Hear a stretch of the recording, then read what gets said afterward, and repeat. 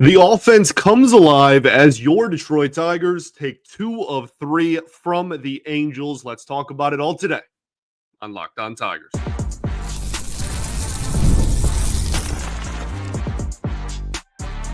You are Locked On Tigers, your daily Detroit Tigers podcast. Part of the Locked On Podcast Network, your team every day.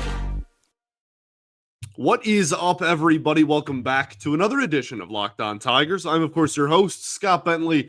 Today is Monday, August 11th, 2025. Thank you so much for making Locked On Tigers your first listen. Every single day, we are free and available wherever you get your podcasts, including YouTube, part of the Locked On Podcast Network, your team every single day. Today's episode is brought to you by FanDuel. Football season is right around the corner.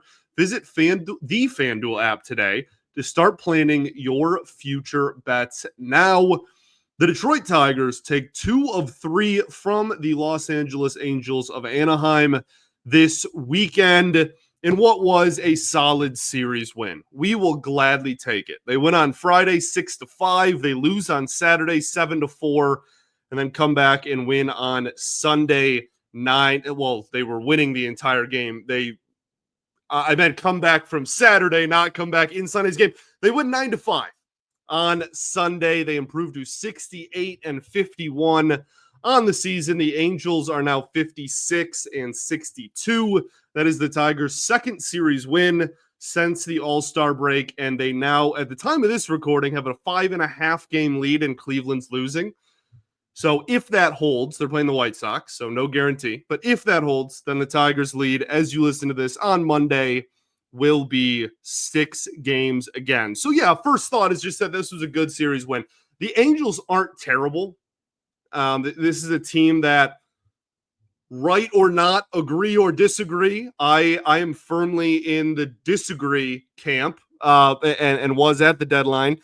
But right or wrong, they bought at the deadline and have been kind of floating around 500 for most of the year. Got off to a really good start, then kind of slowed down a lot in early May, and then ever since then have kind of just been on this roller coaster of around 500 balls. So a series win against a team of that caliber is great to see. Again, we'll gladly take it. I think also, if you're to dissect each game individually, that Sunday holds a lot of weight, right? Friday, not an awesome performance, but you get a win. The Vierling home run is a huge moment, but you're losing late. Saturday, you lost outright, pretty comfortably at that. Sunday, though, good, comfortable win against a pitcher that has not been effective. You look like you did early in the season when there was constant scoring in the first couple of innings. Just took care of business, did what you're supposed to do against subpar pitching. So I think that Sunday's doing some heavy lifting, also just recency bias. But I think that Sunday's doing some heavy lifting in there, and that is totally okay. Again, I will gladly take it. So what went right? The offense as a whole, I think all weekend was a bright spot for this team. Even the game they lost 4 runs is not anything to be upset about or ashamed of. 19 total runs in 3 games is a fantastic mark. And the Angels pitching staff is not very good. We talked about that going into the series on Friday, rather. But this is what you do against bad pitching staffs. One of my bigger pet peeves is when you, as a team, you're watching a team, whatever, and they hit really well against the bad pitching staff, and then people are like, oh, who cares? It's against the bad pitching staff. Well, yeah, that's what you're supposed to do. That's what everybody else has done. That's why they're not a very great pitching staff. We'd be mad if they didn't score. Especially like on Sunday, throwing out a guy with an ERA of about 6, probably over 6 after that outing. Be far more upset if the Tigers got diced, which we've seen. So I'm not going to take these performances for granted. I don't really care who the opponent is or who's on the mound. Again, doing what you're supposed to do is a positive. It's not a net neutral or a negative. And one of the biggest things specifically about the offense, we talked about this on Friday as well. The Tigers drew 12 walks this weekend, which seems like a miracle given how or the lack of walks they have drawn since the All-Star break. 5 on Sunday alone is beautiful. So yeah, I think the approach was a lot better, and they did their homework and knew their opponent and knew what they had to do in order to stay on top of some pitchers with some inflated ERAs. Now, there is still, the Angels, again, they're around 500. They're not terrible or anything. So we'll take it. I've said that like 8 times. We'll celebrate a series win here on Monday. Specifically offensively, I think Spencer Torkelson had a solid weekend. It wasn't maybe the flashiest stat lines, but I think his at-bats were all good and competitive. Had a home run on Friday, had another hit on Sunday, but also had a few walks. I think 2 or at least 2, if not 3 walks on the weekend is great. We already talked about the team needing to walk more, but there are guys specifically that just stopped drawing walks when the All-Star break rolled around. Riley Greene, one of them, kind of struggled at that all year, though, to be honest. Spencer Torkelson, certainly one of them. His numbers since the break aren't bad. We talked about that on Friday, but his walk numbers have absolutely plummeted. So good to see him, again, have competitive at-bats and just keep applying pressure on the pitching staff, like I always say. Riley Greene, solid weekend at the plate, and that is a beautiful thing. Had a couple of hits on Friday after moving down in the lineup. Home run on Sunday. Did not start on Saturday against a left-handed pitcher. I think that is going to be an interesting thing to watch the rest of the season. Just his deployment, we'll call it, to use a hockey term there, against left-handed pitching. His numbers against lefties have been really brutal over the last 2 months. They weren't this bad a month and a half ago. He wasn't this bad against lefties in the first 2 to 3 months of the season. But he's been so brutal over the last month and a half that now his season numbers are bad, and he's been, as I just stated, kind of extraordinarily bad against lefties lately. So it'll be interesting to see if he gets those opportunities. If he doesn't get those opportunities, I'm not sure. Long term, I don't think Riley Greene's a platoon, and I don't think the Tigers want him to be a platoon. But at the end of the day, you have to do what you have to do. You have to do what's given to you. You have to utilize what's given to you. So we'll see. Regardless of your opinion on that, this is such an important piece to this puzzle. Riley Greene is, if you want this Detroit team to be successful this season and be good down the stretch and into October, Riley Greene needs to hit the baseball. They are not going to continue the pace that they were on in the first half, certainly, but they're not going to be that competitive team that makes a run potentially in October without Riley Greene hitting the ball. So it's such an important piece of this puzzle, and hopefully a weekend like this gets him going. Let's talk about Kerry Carpenter. We'll talk about Colt Keith. Then we'll talk about some pitching. Okay? We'll do that all after this. First, though, got to talk to you all about our friends over at Game Day Hue. Today's episode is brought to you by Game Day Hue, and that is also the hat that I love showing off to y'all, my Red Wings colored hat here. It's awesome, and it really hits the mark. Game Day Hue makes clean, no-logo gear with team-inspired colorways for every pro and college fan base.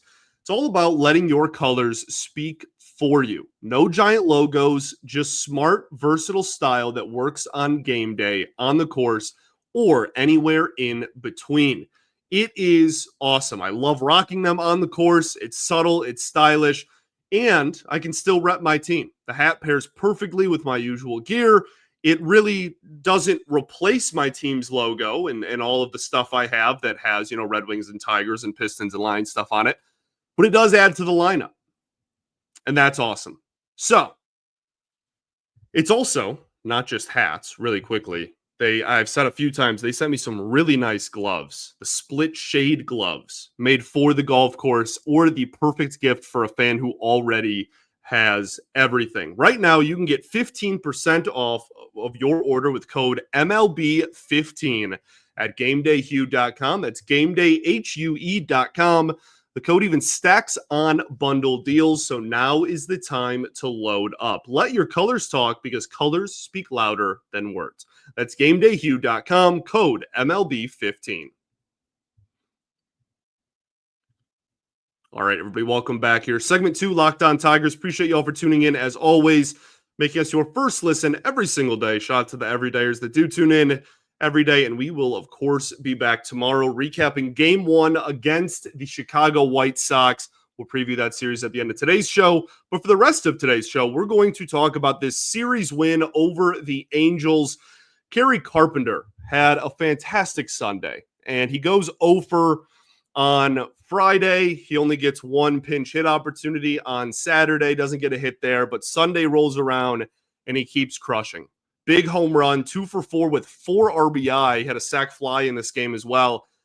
He's just so unbelievable against right-handed pitching. And we've talked about that on this show for, 3 years now?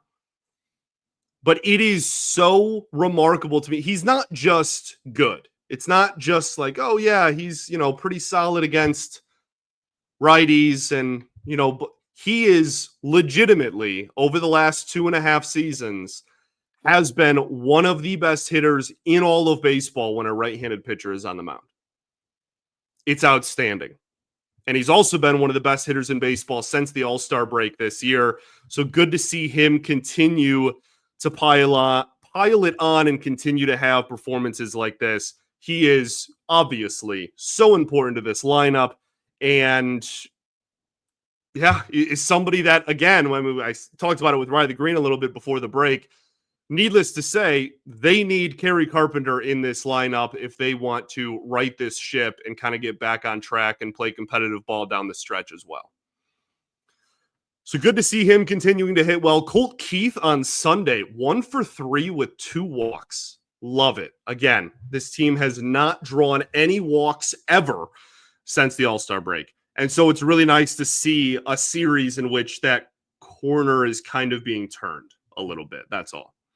On the pitching side of things, not a whole lot went right, to be honest with you. We'll talk about that and on the side of things that went wrong. It wasn't a very successful weekend on the mound for the Detroit Tigers, but there was a couple of bright spots. One, Troy Melton, I thought was absolutely stellar. 3 1/3 innings pitched, 2 hits, 1 earned run, no walks, 2 strikeouts.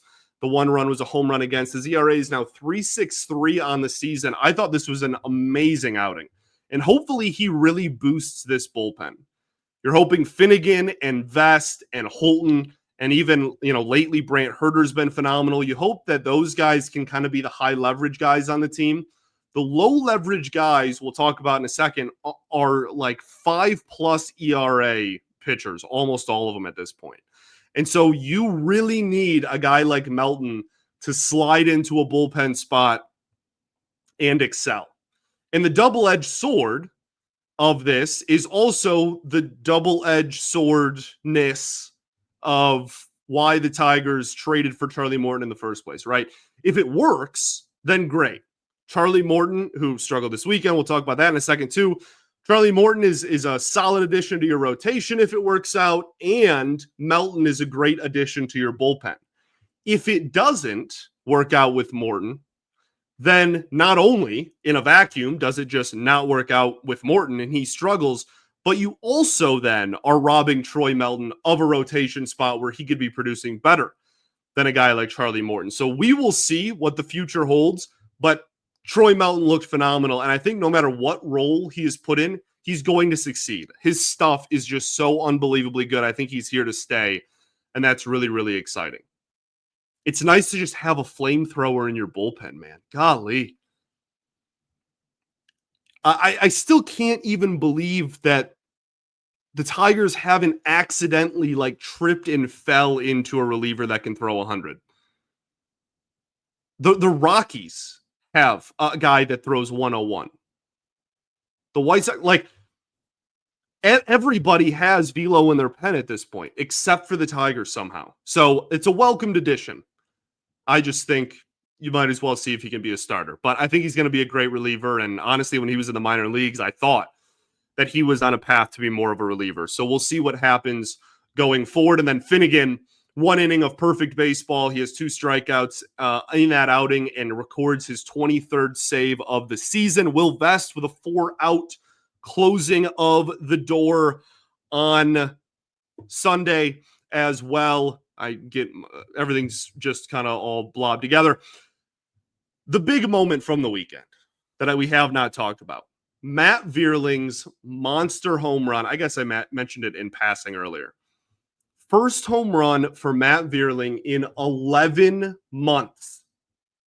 Really good swing. Good to see him at that location, turn up in the zone. Good to see him doing well against velocity, a guy that has struggled with that before, has been struggling so far this season. Hopefully, this gets him going, is what you say to yourself, right? Not only is it a huge home run, you go, oh my goodness, and you're jumping around your apartment like I am, and the Tigers win. And then 48 hours later, he's back on the injured list. So just kidding. Hopefully, injured list stint aside, this is a momentum shifter, and hopefully this can help rejuvenate this team and get them back on track as opposed to the slide that they have taken over the last 3 weeks. Just an awesome moment. Absolutely awesome. That's why you watch sports. That's why we pound our head against the wall when this team struggles, is for moments like that. That was absolutely amazing. Home crowd, Friday night home crowd in Detroit. It's a beautiful thing. The only thing I really want to talk about on the side of things that went right was Dylan Dingler's pitch framing. I thought was absolutely fantastic. He's been one of the best pitch framers in baseball, but I think this weekend that was showcased and that was highlighted. You could really tell, especially late in that game on Sunday, he stole a few strikes that were really big moments. And yeah, led to somebody in the Angels dugout. Don't know if they ever showed who, getting tossed from that game as well. So he continues to show and provide value behind the plate. What went wrong? It really is the pitching, y'all. This is not going to shock you. The starting pitching we'll start with. Okay. Derek Skubal, 4 2/3, 6 hits, 4 earned runs, 2 walks, 6 strikeouts, and the 2 home runs against. His ERA is now 2.35 on the season. Just didn't have the command in this one. He wasn't keeping guys off balance like he pretty much always is 100% of the time. And by the end of the outing, hitters were kind of just sitting on one pitch and eventually were taking advantage of guessing right, I guess you'd say. It happens. It's a long season. I really could not care less about this, especially because the Tigers still won. The fact that they won anyway is absolutely massive. Derek Skubal's been the sole reason they've won so many games over the last, 2 years. So it's nice to have that go the other way for a change. This is no big deal to me. It just was an off outing. It's going to happen at some point. He's still incredible. Charlie Morton. One of the weirder outings you'll see. 4 1/3, 7 hits, 6 earned runs, 1 walk, 10 strikeouts, and 2 home runs against. His ERA on the season now 5.48. 10 strikeouts and 6 earned runs isn't a common occurrence these days. Back when bullpens weren't really used as much as they were now, and pitchers were just kind of expected to go, 7, 8, 9 innings on the regular. That was a little bit more common maybe to see some stat lines that looked like this just because of volume. Not in today's day and age. This is a little bit more of an anomaly. His stuff looks, honestly, not to, swing too far the other direction because he did struggle. I thought his stuff looked fantastic. I am very impressed by how sharp the stuff is and how much movement he has, and velo, honestly, he has at this age and at this point in his career. I truly am. But when he missed his spots, he missed really badly. There was a lot of sinkers over the heart of the plate, a lot of curveballs that hung and just never found the dirt that they were supposed to.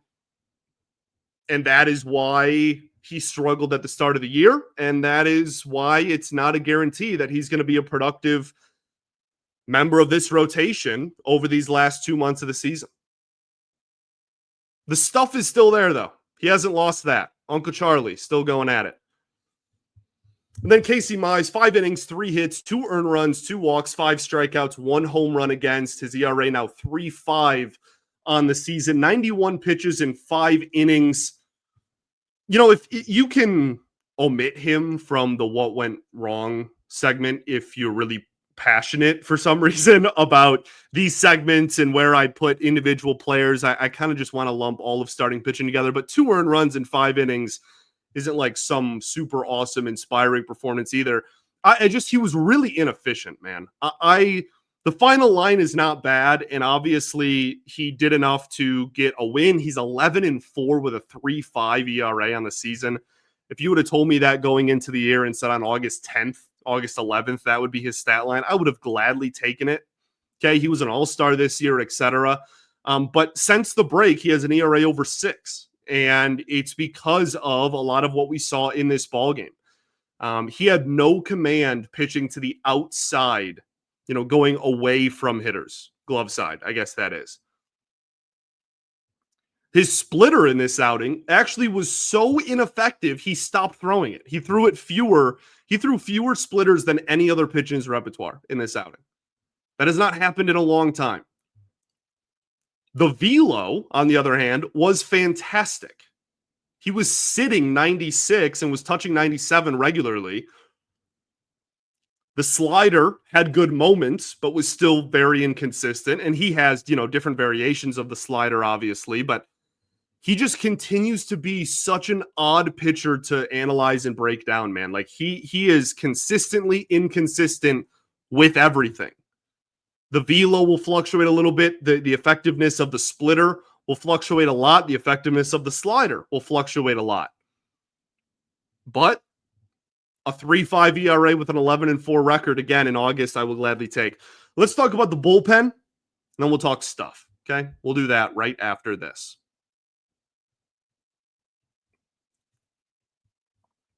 Got to talk to you all about our friends over at FanDuel. August 26th is officially FanDuel Features Day, a brand new holiday for football fans who live for bold predictions and preseason hunches.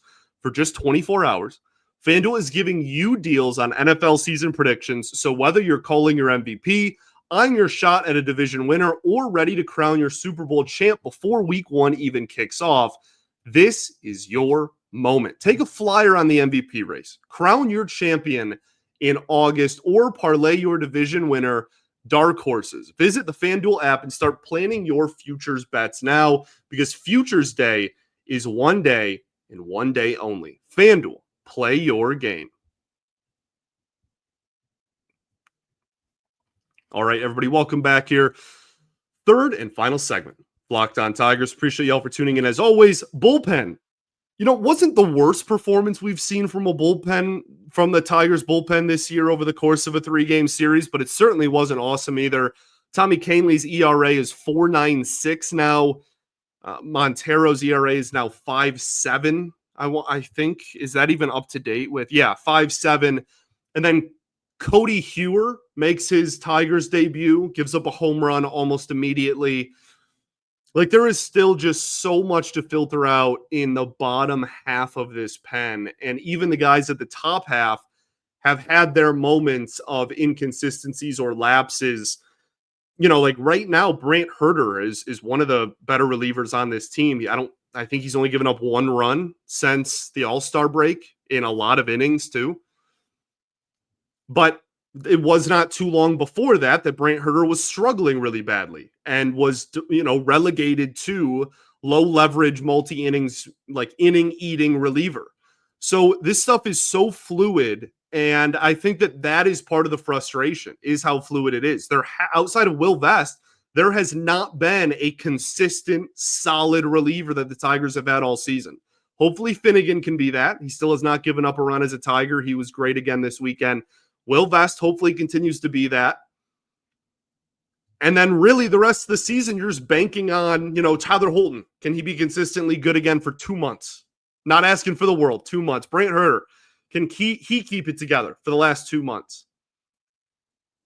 But there's still just so much at the bottom of this bullpen that is left to be desired. And I think it kind of reared its ugly head this weekend in a few different outings. So we'll see. We'll see. But that's, again, as I keep reiterating and broken record, and I'm probably very annoying about, that's why we wanted them to get more help in the bullpen at the All-Star break. The only other player I want to bring up, Jahmai Jones, goes 0 for 4 with 3 strikeouts on Saturday.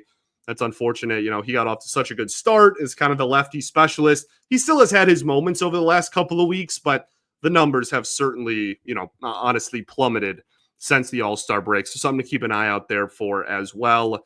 Stuff. We already talked about some of the roster moves, but we'll go over them again here just to make sure they're crystal clear. Cody Hewer to the major leagues. Luke Jackson DFA'd. That one frustrates me, not because I have anything against Cody Hewer, okay? The difference between him and Luke Jackson can't be too substantial, and certainly isn't substantial enough for me to get, worked up about. It's the fact that Hannafy was demoted. The only reason cited was because he had options remaining. He had minor league options left. Luke Jackson did not. Okay, well, now Luke Jackson's gone. We're going to see if Cody Hewer has what it takes to be America's Next Top Model. Like, now we're going to see if he can fill in and has what it takes to be in the bullpen. If he doesn't, is it just going to be a recycling, kind of a revolving door until they get later in the season? They're like, all right, let's just call Hannafy back up. I have no clue, but this bullpen is better with him in it as opposed to these guys that are just kind of filtering through the bottom. And it's just weird to me to see all of those moves. But either way, solid weekend, okay? No one's angry. Solid weekend. Matt Vierling to the injured list again, oblique again. Trey Sweeney recalled. A lot of people upset because Trey Sweeney has struggled this season. I get it. I don't really want Trey Sweeney to be taking consistent major league at bats either, but it is what it is. So not really too much else to add. We'll see what happens. Winfield Perez hurt this weekend, removed from the game on Saturday. For the time being, is avoiding the injured list. Hopefully that continues. And then the only other thing I really want to point out before we preview this White Sox series is that the Tigers don't have another off day until Thursday, the 21st. And their last one was the 7th. So you're going to go exactly 2 weeks without an off day. It's going to make this bullpen carousel very important. You got to keep guys rested. Hopefully have some games like Sunday where, they did use Will Vest, I guess, but where you can use some of your lower leverage guys and still limp to the finish line there. Got to keep everybody rested and well. And I think that we're probably going to see some maybe early hooks, maybe late hooks, because they want to save the bullpen. I don't know.